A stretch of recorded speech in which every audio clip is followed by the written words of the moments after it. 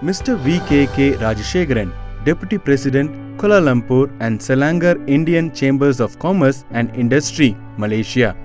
Mr. Rajasekaran Tyagarajan is the MD of V.K.K. Diversified Holdings Malaysia, a family-controlled company with diversified interest in hospitality, properties, palm oil plantation and textiles. He has promoted entrepreneurship among the youth aged between 25 and 40 by organizing seminars, forums, exhibitions and enhancing peer network. He is also the founder of the Malaysian Association of Asian Young Entrepreneurs and successfully organized the first Malaysian Asian Young Entrepreneurs Forum 2015 in collaboration with the Ministry of International Trade and Industry and Asian Business Advisor Council. He has served as the youngest Vice President for Kuala Lumpur and Selangor Indian Chambers of Commerce and Industry and founder and pro-term chairman of the Young Entrepreneurs Committee in 2004. Currently serving as Deputy President of KLSICCI. In January 2011, the Global Organization for People of Indian Origin awarded him an International Excellence Award as a young entrepreneur for his achievements. Mr. Rajasekaran is here to address on the topic Food Sector Business Opportunities in Malaysia, which hosts one of the largest Tamil population outside India. We are privileged to welcome Mr. Rajasekaran to the summit at Vibrant Tamilnadu. Dr. Richard Record, one of the lead economists from the World Bank Group, actually has come up with a world monitor to say that Malaysia's near-term growth outlook remains strong with sound economic fundamentals. And this is where we are actually standing. Malaysia has very strong and resilient fundamentals for any sort of industries. Someone told me that businesses actually die, which is true. But the industry that you actually belong in does not fail. So in some instances, businesses need to evolve and change in order to go through the climate of uncertainty. When we speak about Malaysia, Malaysia actually has 13 states, a population of 32 according to the Department of Statistics Malaysia currently. And out of the 32 million, we have 3 million foreign citizens. And the composition of the citizens are actually 65% Malaysians or ethnic Malays per year on when it comes to increment in purchasing power among the citizens itself. That would actually translate how we do spend or consume. Some of my colleagues said that we are actually famous for food. We do get any sort of food, like for example, if it's a nasi lemak, which is actually predominantly a Malay, or it's going to be appam, idli, dosa, we pretty much, or you want to have the Chinese food, cuisine and all that stuff, we actually get that. That's because of the pure authenticity of the culture itself.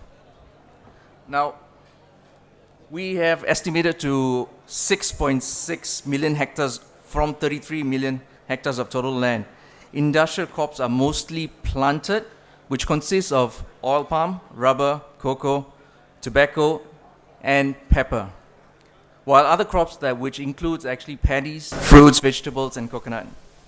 Now, a steady supply of agricultural produce for processing is sustainable due to Malaysia's year-long growing season. Now, we don't have breaks in between our season. It actually has a year-long process.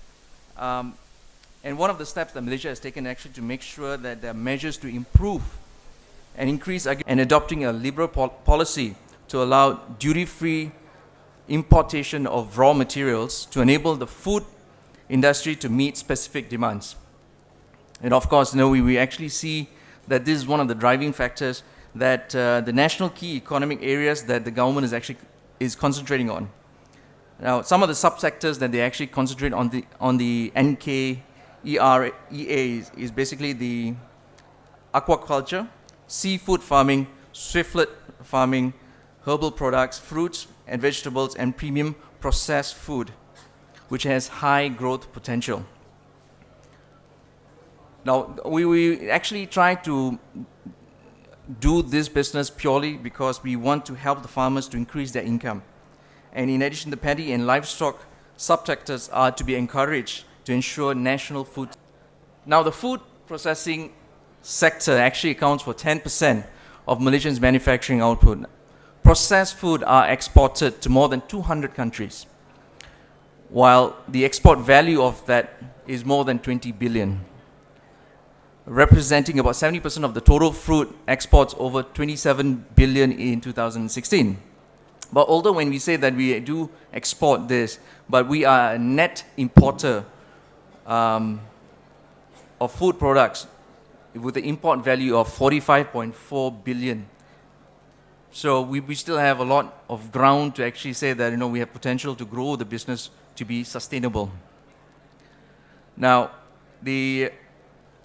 one of the important sectors that we look at is the livestock and dairy. When you talk about livestock processing constitutes about, or the poultry processing constitutes about 60% of the meat processing industry. Although Malaysia is a net exporter of poultry, it is still a net importer of meat products, particularly beef and mutton. Poultry meat is a major raw material for further processing.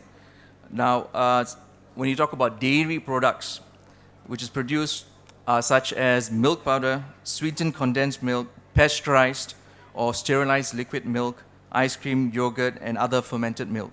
Now, except for the production of pasteurized milk, the dairy product industry is independent on the imports itself. Because we are actually surrounded by the Indian Sea and the South China Sea, we actually depend on fisheries. When it comes to fisheries, the subsector actually produces about 1.7 million tons of fish, which marine fisheries contributes about 85%, with the balance contributed by aquaculture. When I say aquaculture, it's basically like prawn farming, followed by freshwater fish and fish farming. And it is also an export-oriented sector because most of the seafood actually comes and being exported overseas. We are looking at total exports of seafood industry, seafood including fish and other seafood processed products, exceeded 2.7 billion. Now, it's actually also increasing because, we have a lot of land to cover as much as the South China Sea is concerned. The production of fishery sector includes 85% of the marine catchments and 15% of the aquaculture. When I talk about the cereal products, is pretty much anything which includes biscuits, bakery items, and noodles is well established in Malaysia. Although the subsector is dependent on imported raw materials, like what you get in this exhibition itself. We are pretty much a net exporter when it comes to cereal preparations, foods. So we get the raw materials from any part of the world, and we actually kind of export the ingredients. This net export is more than 3.3 billion, and it ranges from products, includes pre-mixes, bread, biscuits, snack foods, instant noodles, vegetarian food, frozen cakes, and pastries. Pepper and pepper products. This is one of the herbs and spices that actually has been in the country for the last 50 years. We export of pepper and pepper products exceeds about 400 or almost about 500 million. Value-added pepper and pepper products include specialty pepper and processed pepper-based products such as spice, mixes, blends, seasoning, and flavorings.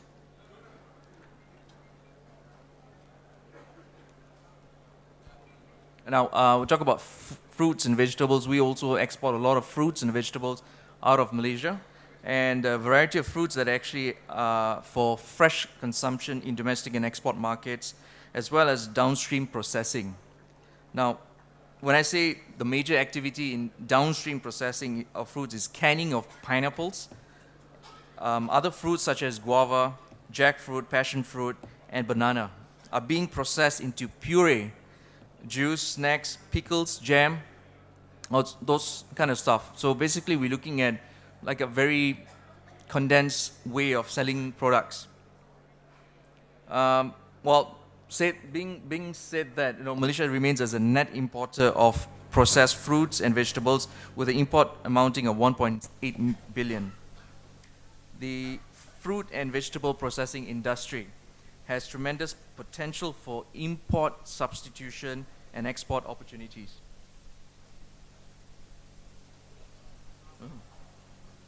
Okay.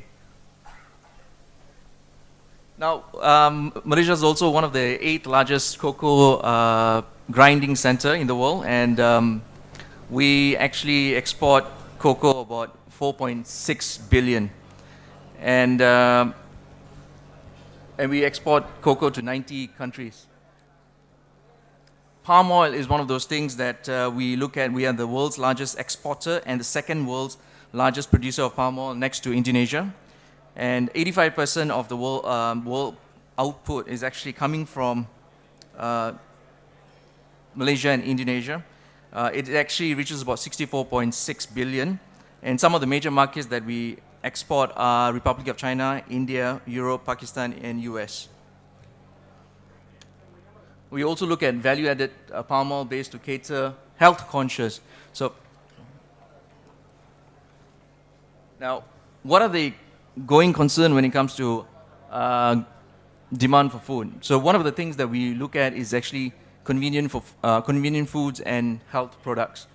There's a steady increase of standard of living. People are more conscious. They're looking at organic products to consume rather than having processed food. So this is one of those substitutes that we have to look at.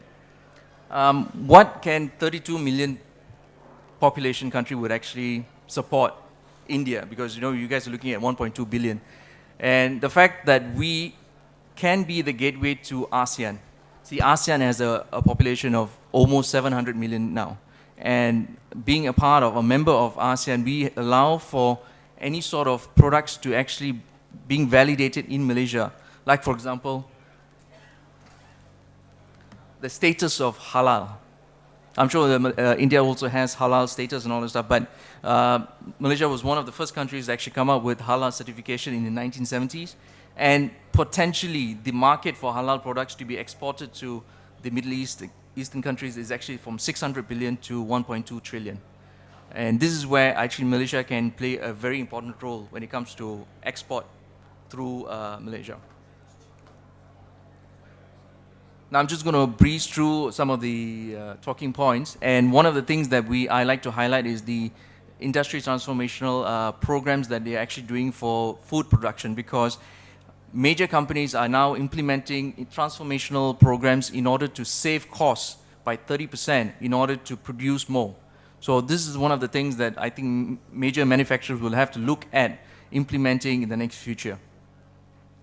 We have government agencies that actually supports different agricultural products. Now, when we talk about... So I've been told the time is up.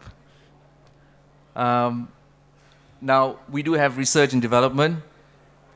And what are the incentives that is actually for investment? So I would share these slide points to anyone who wants. For the benefit of setting up business in Malaysia. Those are very lucrative incentives given to any international companies to set up base in Malaysia, which includes 100% income tax exemption for the next 15 years. Yeah, so there's also incentives for R&D and training. Now, new investment opportunities. I will end the speech with convenient food, ready to eat. Like I actually echo the words by Niti Mohan yesterday, saying that ready to eat meals are the way to go forward, and also the food ingredients, flavoring and seasonings. With that, I would like to thank you for sparing your time. And if you have any other questions, feel free to drop an email. Thank you.